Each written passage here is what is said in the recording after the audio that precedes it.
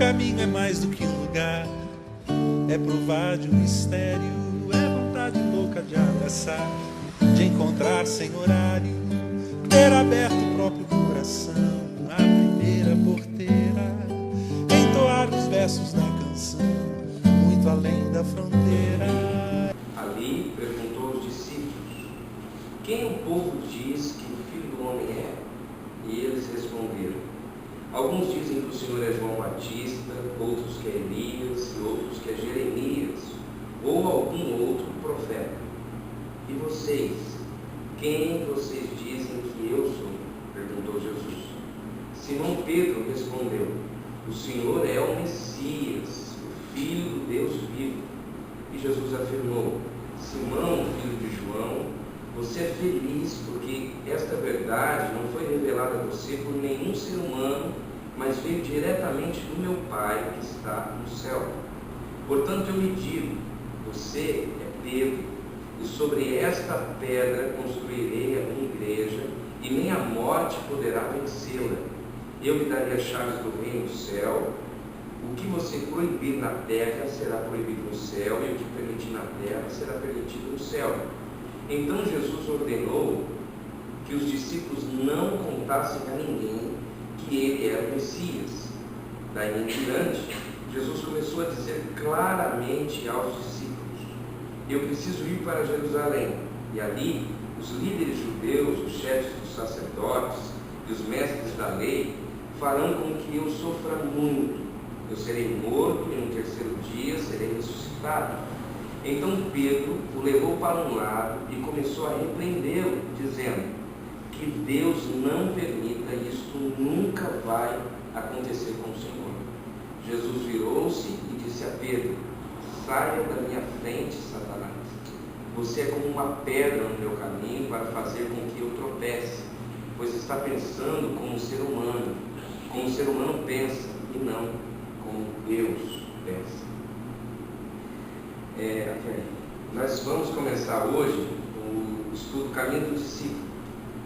Nós já fizemos aos mais antigos, aos que estão há mais tempo, e que já fizemos uma boa parte desse estudo. Ficam tranquilos que a palavra de Deus sempre tem coisa nova para a gente compartilhar. Mas eu achei importante porque temos bastante gente nova chegando. Hoje é feriado, muita gente viajou, mas tem bastante pessoas chegando, e eu acho que esse estudo é fundamental para a gente zerar tudo que a gente tinha para trás, para tentar começar a entender de uma maneira um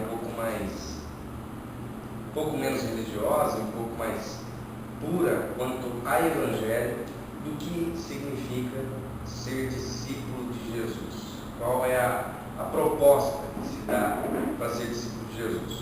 Esse estudo é um estudo que o Caio faz toda quarta-feira, lá em Brasília, na estação de Brasília, e que já é fruto de 2 livros.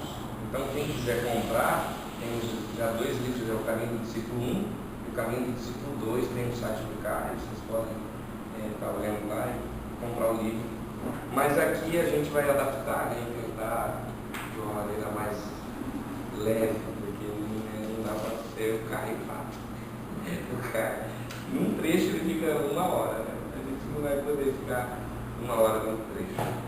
Mas aí, mantendo a sua Bíblia aberta, como que o texto começa? A primeira questão que se dá, o primeiro questionamento, quando a gente se propõe a ser discípulo de Jesus, a pergunta que fica, se a gente, acho que a maioria aqui veio de igreja ou veio de algum discipulado, quando a gente fala de ser discípulo de Jesus, o que vem à mente? O que você imagina de cara quando você pensa nisso? Eu imagino que é você aprender alguma coisa significativa, você aprender a viver como ele viveu. O mesmo modo que ele viveu. Replicar o modo de vida dele, olhar para ele, ver como ele viveu. O que mais?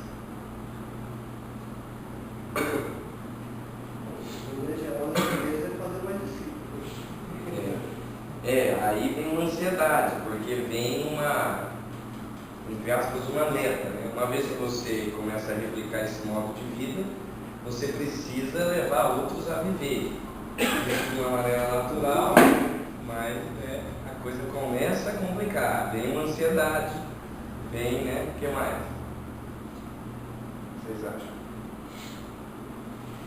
Você tem que olhar como ele viveu, então não é como eu vivo que é mais importante. Então isso requer um replanejamento da minha mente, do que eu acho, pensar a respeito das coisas, para abrir mão disso e começar a pensar como ele pensa, como ele acha. E aí nesse abrir mão daquilo que eu penso para entender aquilo que ele pensa, olha como é que a construção começa. Quando um grupo de discípulos, que é mais ou menos a cena que a gente está vendo aqui, se aproxima de Jesus, eles começam a ouvir Jesus. Há uma ansiedade já humana. E aí a ansiedade humana, eles se aproximam os curiosos e perguntam o que para Jesus? Olha, onde é que você assiste? Aquela linguagem antiga. Onde é que você prega? Onde é que é o encontro? Onde é que acontece a reunião? E aí vocês lembram da resposta de Jesus?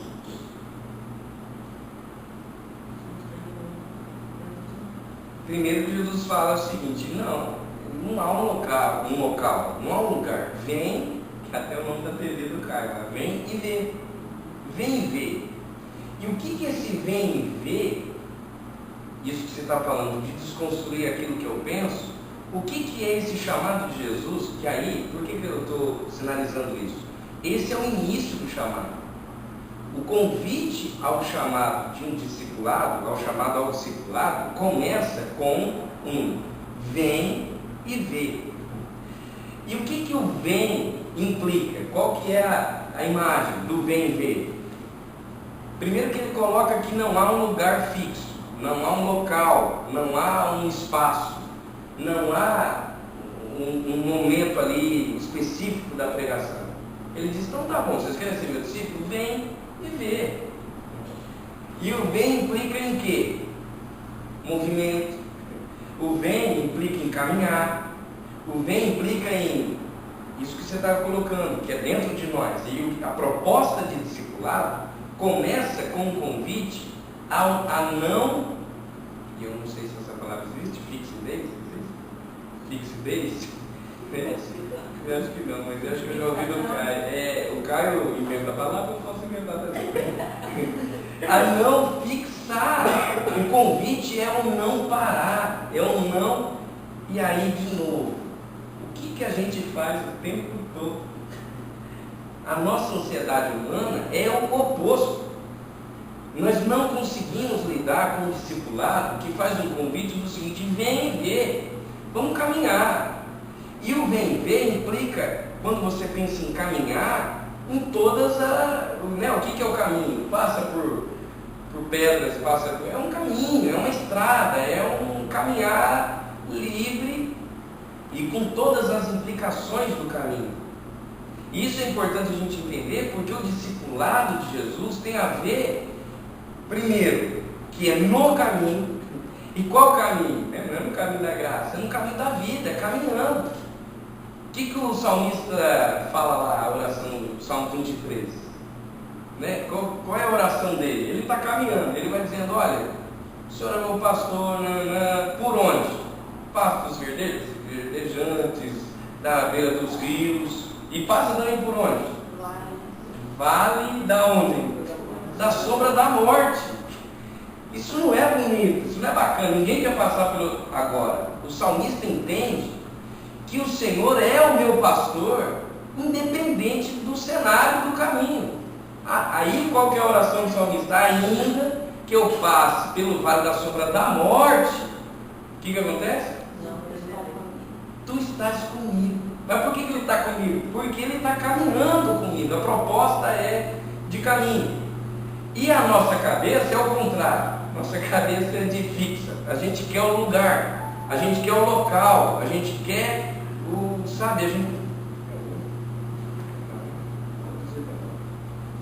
a gente quer o endereço.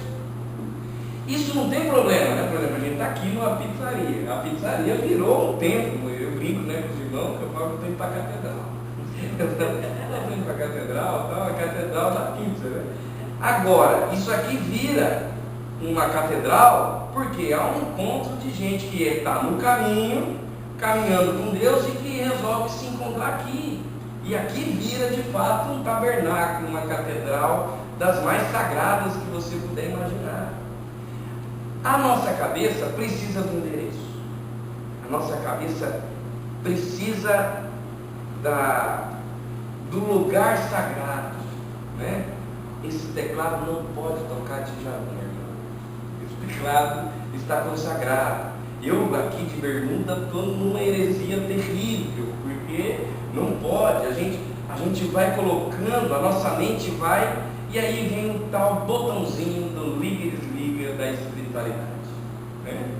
Se eu tenho um lugar sagrado, um local para ir, e lá nesse local eu só vou fazer uma coisa específica aqui na minha cabeça em relação a Deus, o que automaticamente eu criei dentro de mim? O botão liga e desliga. E aí eu vou fazendo essas separações. Então tem momentos que já não é muito espiritual. Eu saio da igreja, eu posso desligar o botão da espiritualidade ali. E aí eu vou no trânsito, o cara me fecha e eu me vejo a liberdade de xingá-lo. Entendeu? Por quê? Porque eu não estou na igreja, eu não estou no lugar sagrado.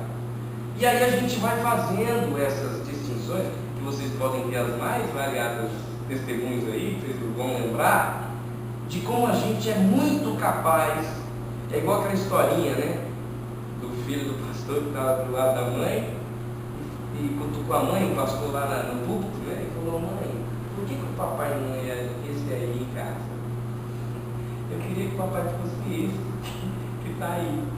E, né? O cara está no púlpito, é uma situação. O cara desce em casa, meu amigo, é outra e é outra condição. Quando nós temos um convite ao discipulado dizendo vem ver, automaticamente é o tempo todo. Automaticamente não há mais distinção entre sagrado e profano, entre espiritual e não espiritual. Tudo é espiritual, tudo é sagrado, tudo é consagrado. Perca essa noção, né, eu lembro também nos anos atrás, né, lembro que todo mundo acabou com a Disney, né, queimava os Mickey das crianças, jogava as camisetas, porque o pastor pregava pra caramba aí, tinha demônio, não sei aonde, tinha demônio. Mas percebe que quando você está com esse vem ver, tudo é sagrado, tudo é consagrado. Não há mais, se eu tenho um Mickey em casa, gente, acabou essa noção de que agora está amaldiçoado ou não está amaldiçoado. A nossa vida tem que ser inteira. Inteira. Eu não tenho mais botão. Portanto, se eu estiver num boteco, eu sou de Deus no boteco, como eu sou de Deus na igreja, como eu sou de Deus no púlpito, como eu sou de Deus em casa, como eu sou de Deus o tempo todo. O chamado ao discipulado é vem e vê. E aí, alguém lê para mim o primeiro versículo aqui de...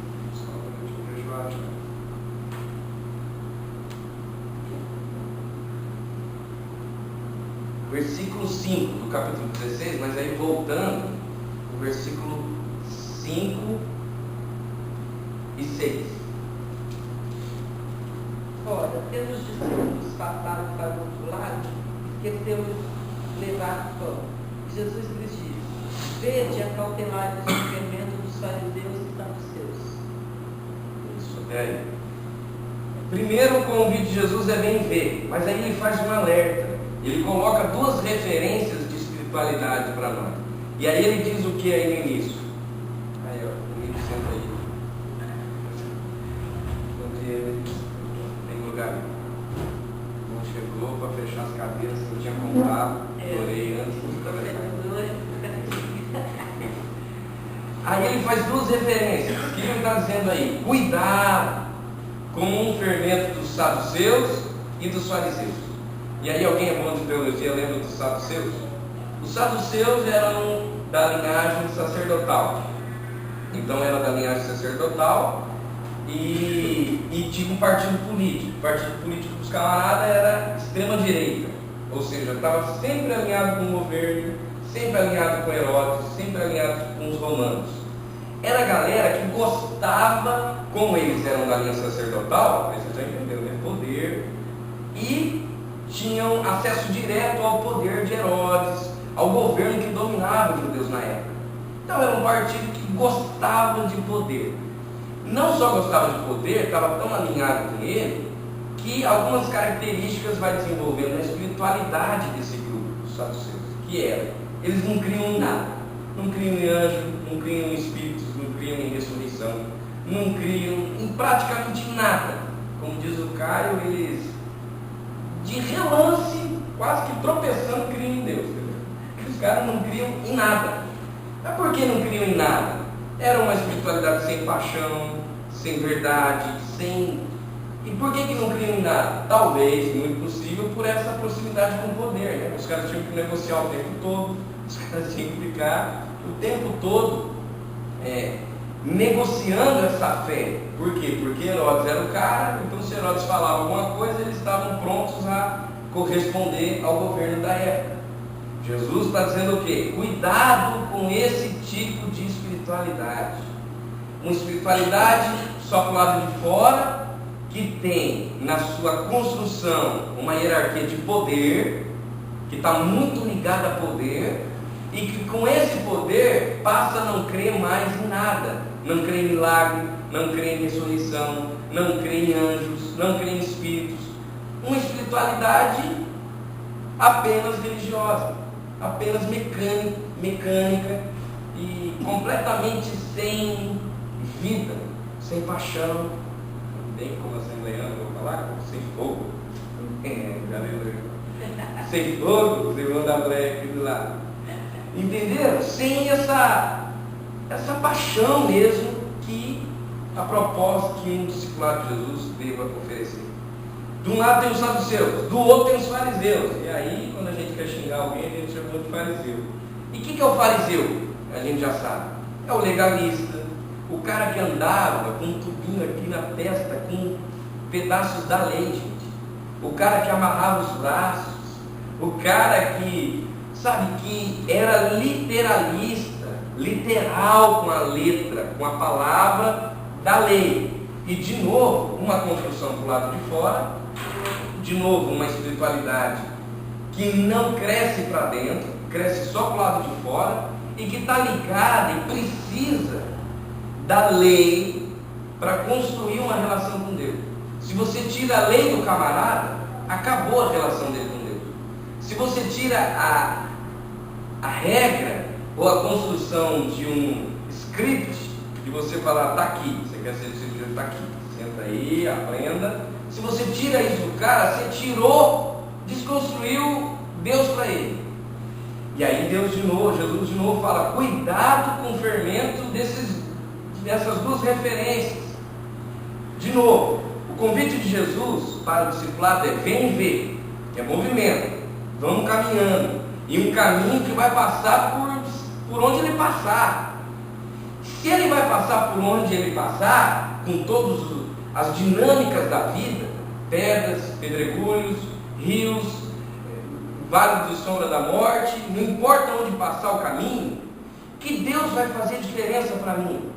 Que tipo de espiritualidade vai me garantir ou vai permitir que eu não surte nesse caminho? Se eu tiver a espiritualidade do saduceu, meu amigo, essa espiritualidade não me garante. Por quê? Porque o dia que o poder acaba, o dia que a hierarquia é desmontada, o dia que o título eu não tenho mais, o dia que eu não consigo mais negociar essa fé, esse Deus desmorona.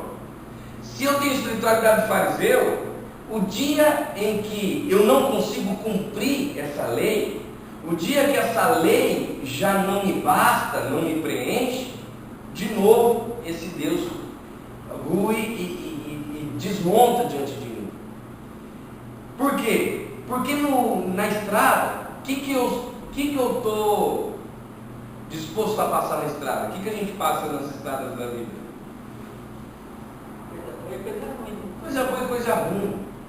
Até colocaram o Instagram do Brega aí. Lê para nós aí o Instagram, se você replicou, né? O Brega é o mentor de São Paulo.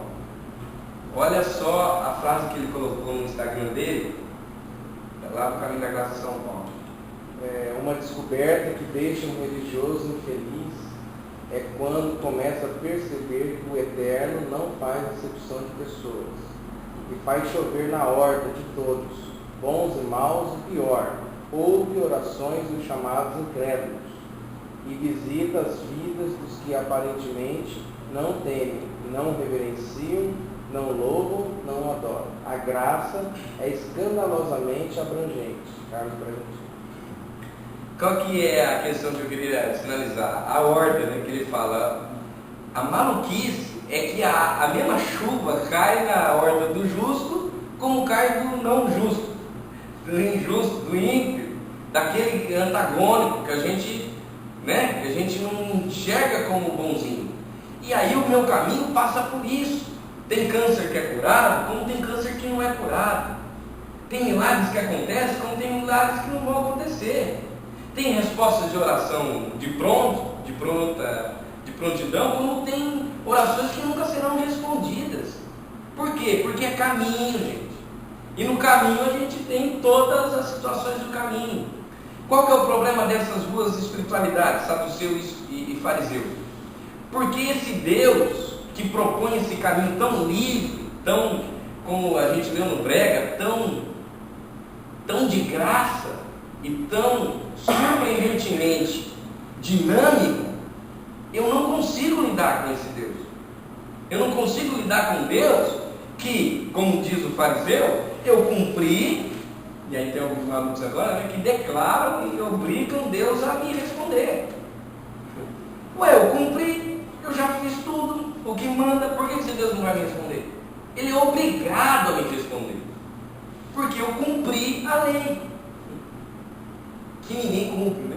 Como você colocou, ninguém cumpre. Só que fica naquele jogo do faz de conta. Eu finjo que eu cumpro, você finge que cumpre, a gente finge aqui, todo mundo fica fingindo que cumpre, a gente vai seguindo. Ninguém cumpre. Aqui para dentro, meu amigo, ninguém está cumprindo nada. Mas o cara para o lado de fora está se garantindo. E como diz o Brega aí no texto dele, ainda se vê no direito de julgar o outro. Olha só, o cara não se garante, ele finge que se garante, e ainda há um espaço, um lugar, que se ele vê o outro, ele é capaz de julgar e dizer, não, isso aí está em pecado. Vai excluir, né? No nosso tempo, 13 Santa Ceia sem tomar, porque você vai se vendo no direito. Gente, o que é exclusão? A exclusão só é possível porque tem lei, e eu não estou dizendo lei, a lei saudável, eu estou dizendo essa lei farisaica, essa relação com a lei. O que Jesus está colocando claramente? Primeiro, o convite ao discipulado é uma dinâmica da vida, onde você vai ter de tudo, gente. Você vai viver, você está entendendo? Como a gente falou no domingo passado, tem fases que eu choro, e chorar é saudável. Chorar é necessário em alguns momentos. Tem fases que a gente leu lá em Romanos, né? Chorar com os que choram, me alegrar com os que se alegram. O que a Bíblia está dizendo? Quando ela diz, olha, chore com os que choram e se alegram, seja inteiro, seja saudável. Para de fingir, porque se hoje há algumas espiritualidades que se o outro estiver chorando, você dá uma dura no cara. Mas, meu amigo, por que você está chorando? Você é discípulo de quem? Você é cabeça, não é cauda. Você aí a gente tem todos os... Olha, levanta, dá um tapa na cara do cara, quase igual o Capitão Nascimento da tropa de elite lá, e você, discípulo de Jesus, levanta essa... Você está entendendo? E em alguns momentos, talvez a pessoa só quer um abraço. A pessoa só quer... E o que a Bíblia diz? Chora com os que choram. E se alegra com os que se alegram, da mesma proporção. Porque também se alegrar com o outro é difícil. Por exemplo, o irmão chega numa BMW aqui, muitos irmãos vão fazer o quê, né? Nossa, irmão, o que está acontecendo, irmão? Isso aí, agora o irmão não vai desviar. Agora, tira dele e dá para mim. Entendeu? Porque aí, o que a Bíblia diz? Se alegra com o que se alegra. Ou seja, seja saudável, seja equilibrado na vida. E isso é um convite ao discipulado, essa dinâmica que a vida vai passando, que a vida vai construindo. E ele de antemão já coloca duas referências de como não ser. Não seja saduceu, sem paixão, sem vida, só com essa espiritualidade mecânica e repetitiva, que você já sabe o que é, já sabe, você vai fazendo. E não seja fariseu, não tenha na lei a tua base de fé, não tenha na regra a tua construção. Não, são dois modelos de como não ser discípulo. E aí ele chega na pergunta chave. Qual que é a pergunta aí? Versículo 13. Lê para mim alguém. 13 e o 14.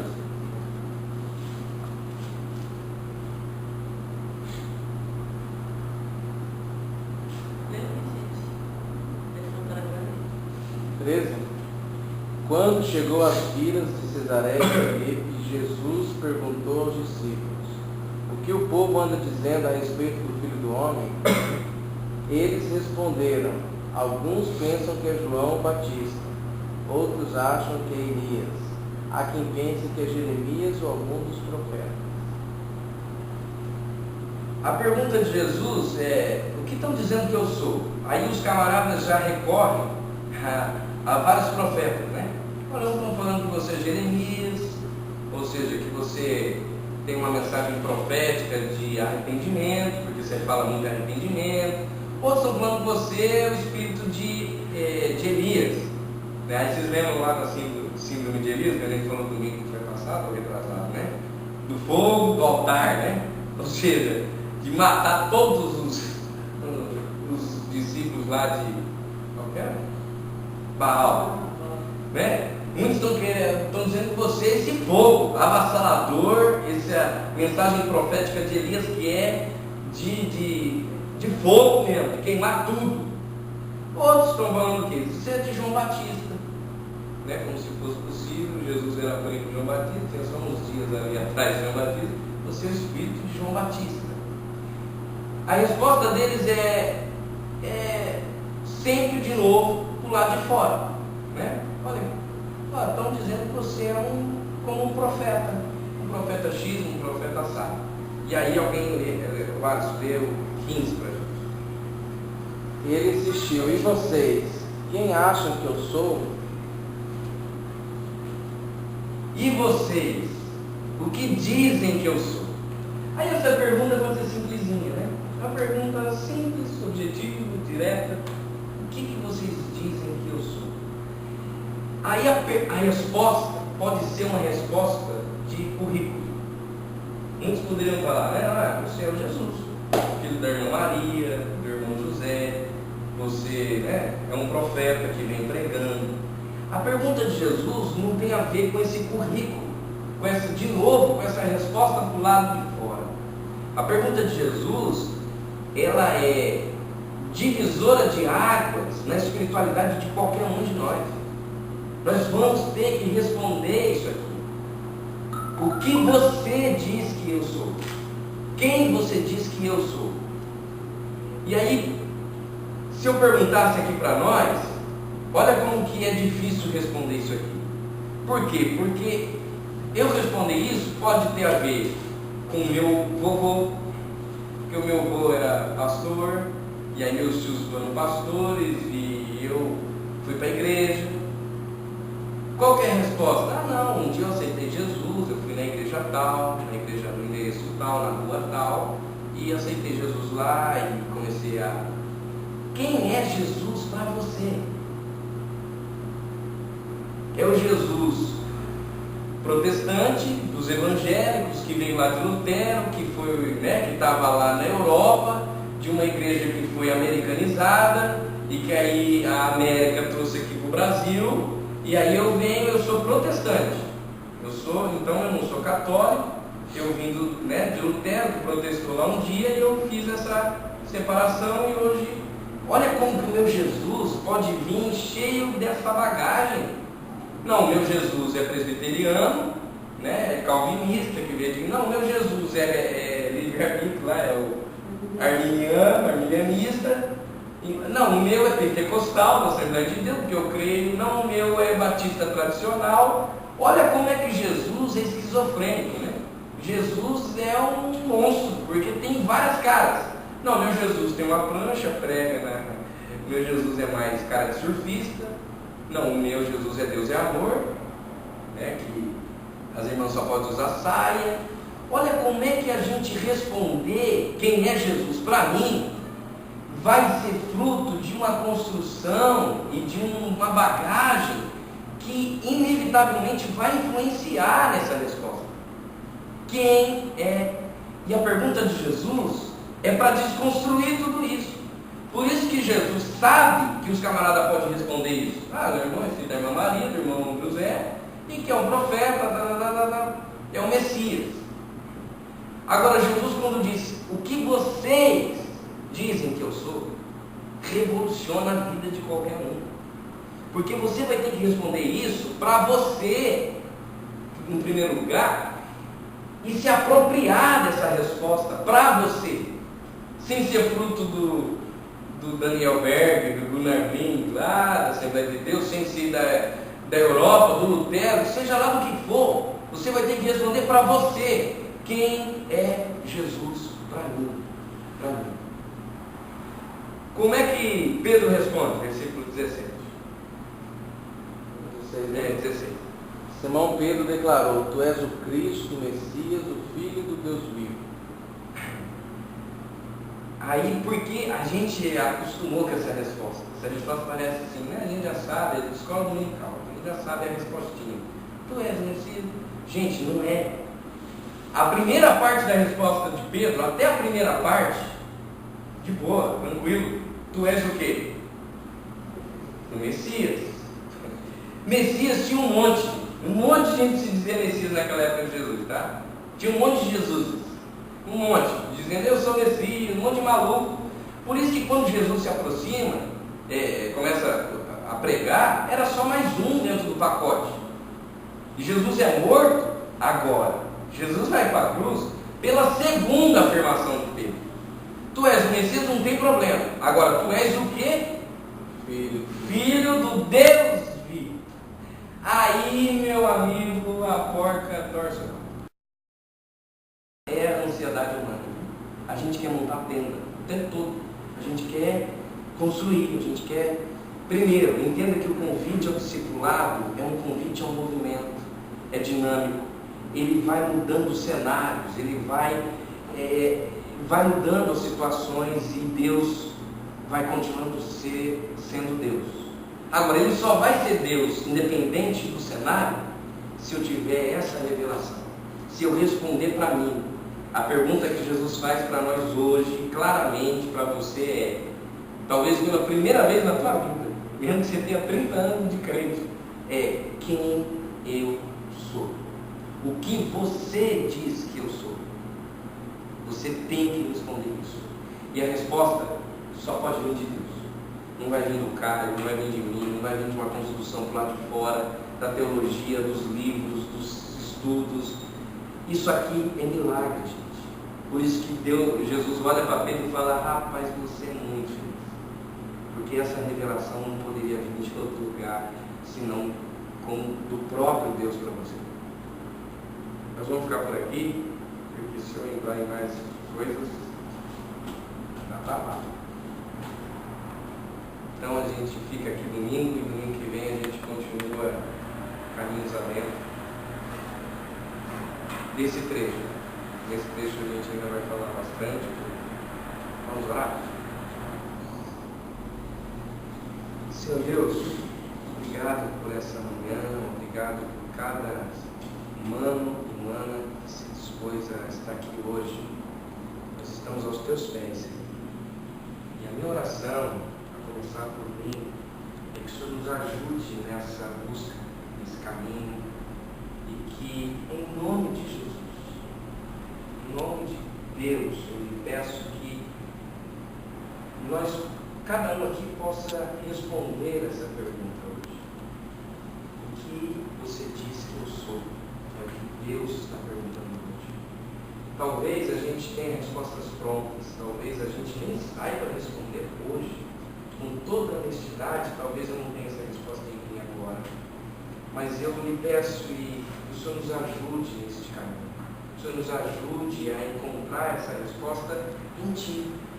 Que sejamos alcançados pela Tua graça, pela Tua misericórdia, a força do impacto dessa resposta, que Tu és Deus para mim. Que em nome de Jesus, toda e qualquer barreira interior, que todas as construções do lado de fora caiam e que eu esteja disposto honestamente a iniciar um caminho respondendo essa pergunta para mim, para Deus, que Tu és meu Deus, e que esse Deus não seja um Deus de milímetros, de fragilidades minhas, de relativizações, de relatividades minhas, mas que seja o Deus absoluto, aquele que me criou, aquele que me tem nas mãos, aquele que sabe dos meus sonhos, dos meus projetos, aquele com quem eu não preciso fazer barganha, não preciso tentar iludi-lo com aquilo que eu possa te oferecer, aquele que é Deus e ponto. É Deus, o Deus que não carece da minha adoração, que não carece dos meus hinos, do meu bajular, que não carece de nada, mas que me enxerga como eu sou e que é o meu Deus. O Deus em que eu estou seguro, ainda que eu seja alcançado pelas maiores dificuldades da vida, ainda que eu passe pelo vale da sombra da morte, Tu és o meu Deus, e ponto. Esse Deus, Pai, que eu quero adorar, que eu quero viver, que eu quero buscar, que eu quero que esteja em mim hoje. Essa é a nossa oração. Eu queria que você abrisse no Salmo 23, só para a gente terminar, aí a gente já vai embora para casa.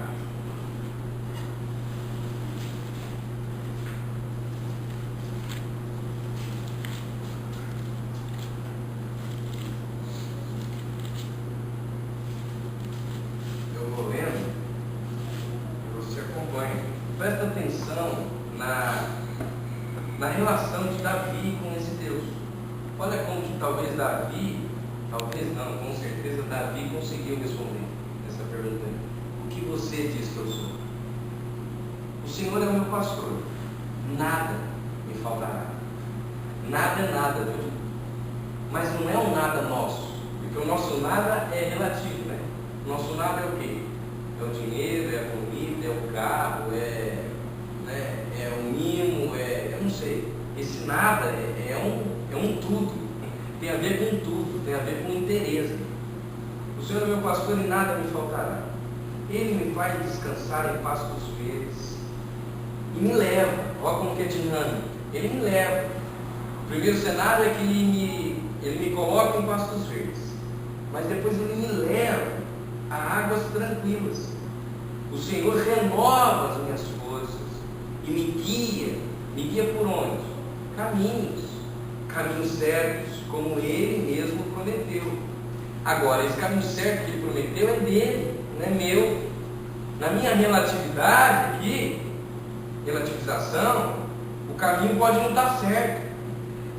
Por exemplo, eu sempre dou testemunho da minha pizzaria que não está passando por uma fase boa, financeiramente. Mas para mim está errado, mas talvez Deus tenha tanta coisa. E o caminho passava. O caminho da vida do Alex passa, ele vai tentar ser pastor, depois ele vai tentar ser publicitário, depois ele vai tentar ter uma pizzaria. Ele vai tentando.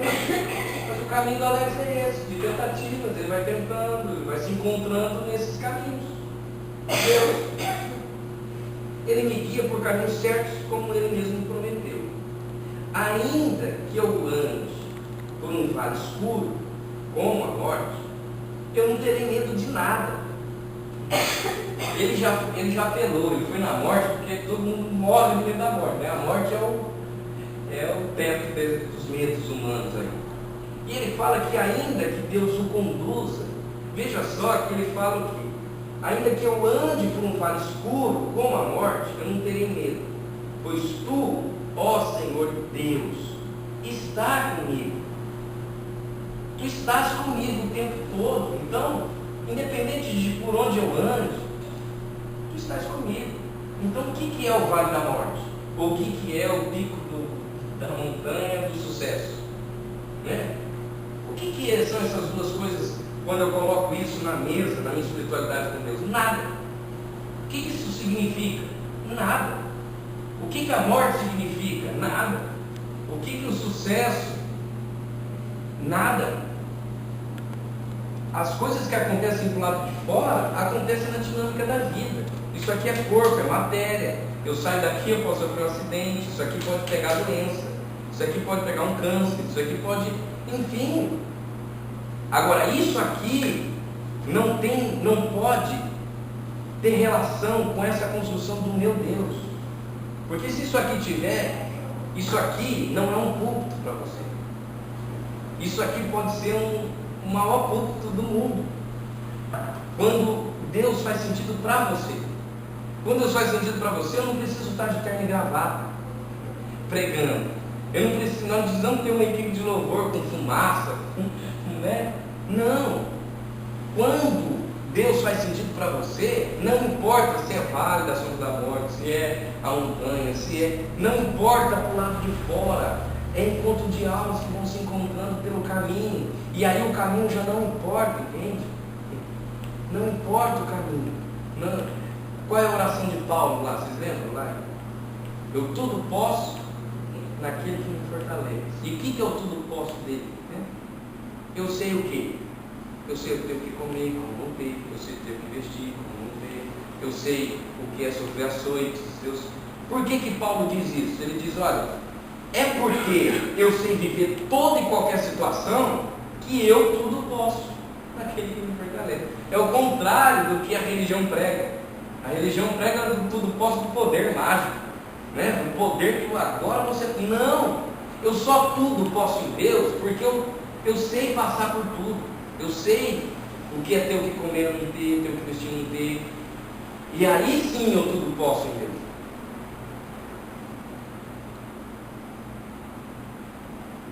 Pois tu, ó Senhor Deus, estás comigo. Tu me proteges e me diriges. Eu tenho que crer nisso. Preparas um banquete para mim, onde meus inimigos me podem ver. Tu me recebes como convidado de honra e enches o meu copo até derramar.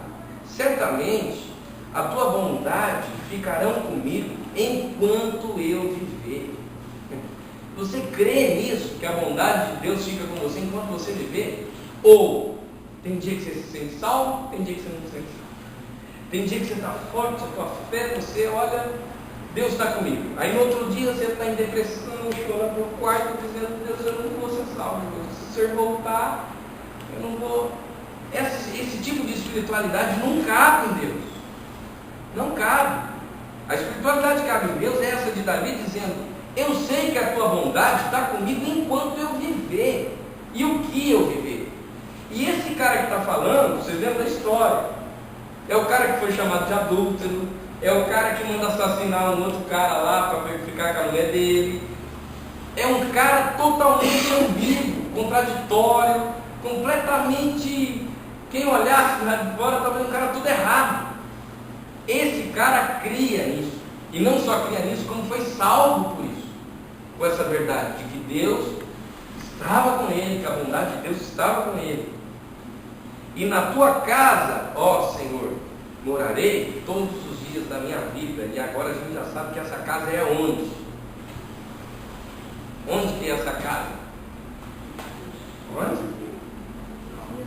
Aqui. Então ele está dizendo, olha, aqui nesse tabernáculo que o Senhor habita, eu vou estar o tempo todo contigo. É o tempo todo, o tempo todo, o tempo todo, o tempo todo, o tempo todo. Amém? Domingo que vem, mais caminho do discípulo. Nossa caixinha diz nos ofertas, temos os projetos, hoje nós não passamos aí, mas domingo que vem eu vou tentar passar. Quem já acompanha, o Caio já sabe, né? Projeto Nigéria, SOS Religar no Nordeste, abrir o posto, enfim. Então quem puder ajudar. Amém, até domingo que vem, 10 horas da manhã.